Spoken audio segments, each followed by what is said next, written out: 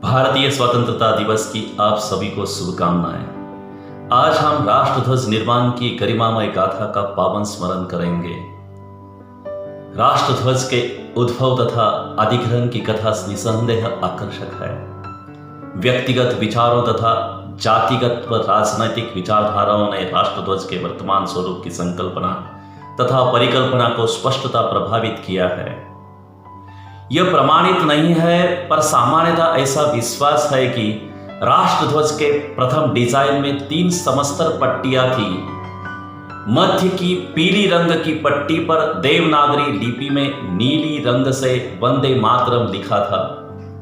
सबसे ऊपरी पट्टी हरे रंग की थी, जिस पर कमल के 8 पुष्प अंकित थे, और नीचे की लाल पट्टी पर बाई और श्वेत सूर्य तथा दाई और एक श्वेत अर्धचंद्र और तारा अंकित था।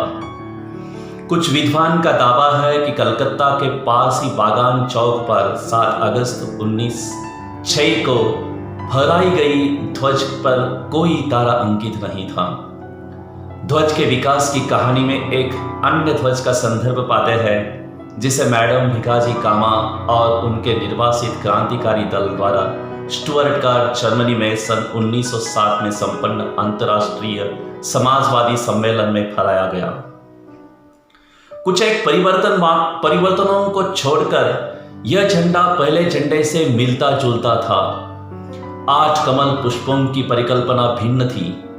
निचली लाल पट्टी पर अंकित सूर्य को ध्वज के दाईं ओर तथा अर्धचंद्र को बाईं ओर अंकित कर दिया गया था।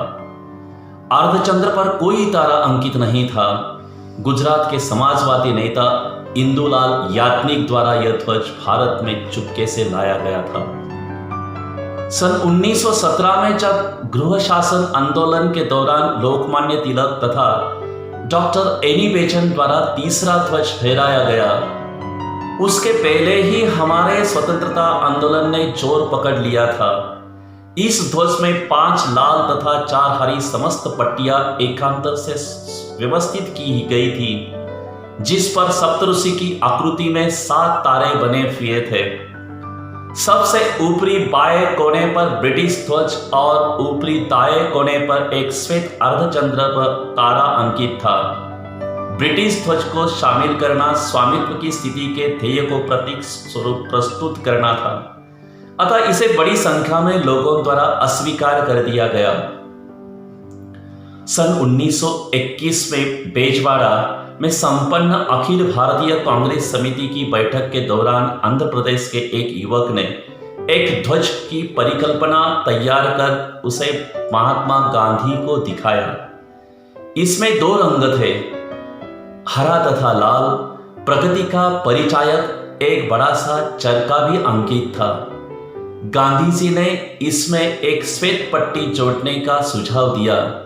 तत्पश्चात इस ध्वज में 3 रंग हो गए, सफेद, हरा तथा लाल, और बीचों बीच नीले रंग से चरखे की आकृति इस पर अध्यारोपित कर दी गई। इस ध्वज का सन 1931 तक संपन्न सभी कांग्रेस अधिवेशनों में उपयोग किया गया। हालांकि कांग्रेस के एक आधिकारिक ध्वज के रूप में इसकी स्वीकृति का कोई भी प्रमाण नहीं प्राप्त होता है। अखिल भारतीय कांग्रेस समिति की सन 1931 में कराची में संपन्न बैठक में एक ऐसा ध्वज की आवश्यकता से संबंधित प्रस्ताव पारित किया गया जो अधिकारिक रूप से कांग्रेस को स्वीकार्य हो। ध्वज में निर्धारित रंगों के सांप्रदायिक अर्थ प्रतिपादन के कारण पहले ही ध्वज में प्रयुक्त रंगों के महत्व पर पर्याप्त बहस हो चुकी थी। कांग्रेस द्वारा नियुक्त 7 सदस्यों की एक समिति ने सादे केसरी ध्वज का सुझाव प्रस्तुत किया, जिसके ऊपरी बाएं कोने पर लालिमा युक्त भूरे रंग से चरखे की आकृति बनी हुई थी। इसे अखिल भारतीय कांग्रेस समिति ने अस्वीकार कर दिया था। विजयी विश्व तिरंगा प्यारा, विजयी विश्व तिरंगा प्यारा, झंडा ऊंचा रहे हमारा। हमें याद रखना चाहिए कि वर्ष 1931 ध्वज के विकास के इतिहास की एक युगांतकारी घटना थी। इस वर्ष तिरंगे ध्वज का हमारे राष्ट्र ध्वज के रूप में अभिग्रहण किए जाने संबंधी एक प्रस्ताव पारित किया गया। केसरिया, श्वेत तथा हरी पट्टियों से युक्त तिरंगे को स्वीकृत करते हुए प्रस्ताव में स्पष्ट किया गया कि इन रंगों का कोई सांप्रदायिक महत्व नहीं है और इसके अर्थ को निम्न रूप से ग्रहण किया जाना चाहिए। केसरिया हिम्मत और त्याग, श्वेत सत्य और शांति, हरा विश्वास और शौर्य। इस ध्वज की श्वेत पट्टी पर गहरे नीले रंग में चरखे की एक आकृति अध्यारोपित थी।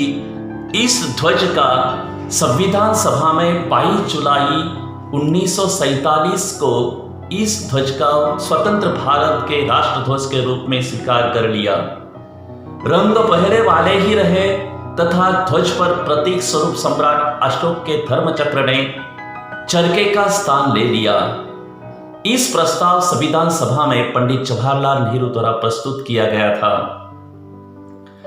हम कृतसंकल्प है कि भारत का राष्ट्रध्वज समस्तर होगा, जिसमें गहरा केसरी, श्वेत व गहरा हरा रंग समानुपातिक रूप में होगा। श्वेत पट्टी के मध्य में चरखे को प्रस्तुत करने के लिए गहरे नीले रंग में एक चक्र होगा। चक्र की यह परिकल्पना सारनाथ स्थित सम्राट अशोक द्वारा निर्मित सिंह स्तंभ की कंगनी के शीर्ष फलक पर दिखाई देती है। चक्र का व्यास लगभग श्वेत पट्टी की चौड़ाई के बराबर ही होगा।